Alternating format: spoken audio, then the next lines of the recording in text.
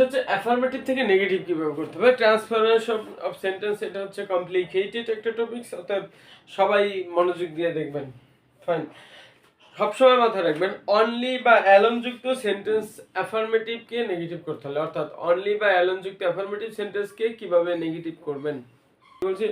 Only বা alone দ্বারা যদি কোনো ব্যক্তিকে বোঝায় তখন হবে নন বাট, অনলি বা অ্যালন দ্বারা যদি কোনো বস্তুকে বোঝায় তখন হবে নাথিং বাট, আর অনলি বা অ্যালন দ্বারা যদি সংখ্যা বোঝায় তখন হবে নট মোর দেন বা নট লেস দেন। অনলি বা অ্যালন দ্বারা যদি কোনো সংখ্যা বোঝায় তখন হবে নট মোর দেন অথবা নট লেস দেন। যেমন only Allah can help us, এটা হতে পারে অনলি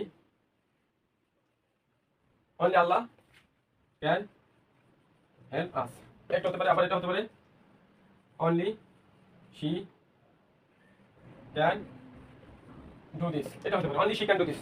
তো এখানে তারা অনলি দ্বারা শুধু তাকে এই ব্যক্তি বোঝানো হয়েছে শি, অনলি দ্বারা আল্লাহ তাআলাকে বোঝানো হয়েছে। এখানে এই আল্লাহ তাআলাকে বোঝানো হলেও এটাকেও যে ইংলিশ গ্রামারটা হচ্ছে ব্যক্তি হিসেবে নিয়ে নিছে, মানে এখানেও হবে নন বাট। অনলি দ্বারা আল্লাহ তাআলাকে বোঝাইলেও নন বাট হবে, সৃষ্টিকর্তাকে বোঝাইলে। আর অনলি দ্বারা যদি ব্যক্তিকে বোঝায় তখন হবে নন বাট। আর যদি অনলি দ্বারা সংখ্যাকে বোঝায়, যেমন সে ইজ অনলি 10, হ্যাঁ, she is only 10, she is only 10, এখানে অনলি দ্বারা এই 10 এই সংখ্যাকে বোঝানো হয়েছে, তখন এই অনলির পরিবর্তে নেগেটিভ সব ঠিক থাকবে, শুধুমাত্র এই অনলি এর পরিবর্তে হবে নট মোর দেন অথবা নট লেস দেন। তাহলে কি হবে, এটা নেগেটিভ কি হবে, শি ইজ, এই যে অনলি এর পরিবর্তে নট মোর দেন 10, তাহলে হবে শি ইজ বসে যাবে অনলি এর পরিবর্তে নট মোর দেন বা নট লেস দেন, ঠিক আছে, নট মোর দেন 10, তাহলে শি ইজ নট মোর দেন 10, এই অনলি এর পরিবর্তে নট মোর দেন।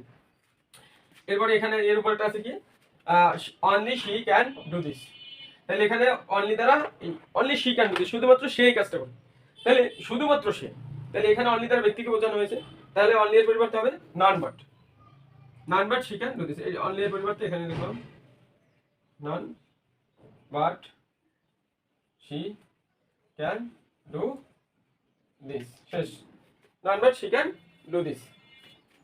এখানেও হবে এই অনলি এর পরিবর্তে এইটাকে এখানেই লিখে দিই none but Allah can do, Allah can help us. আশা করি বুঝতে পারছেন সকলে। তাহলে অনলি দ্বারা যদি কোনো বস্তুকে বোঝানো হয়, যেমন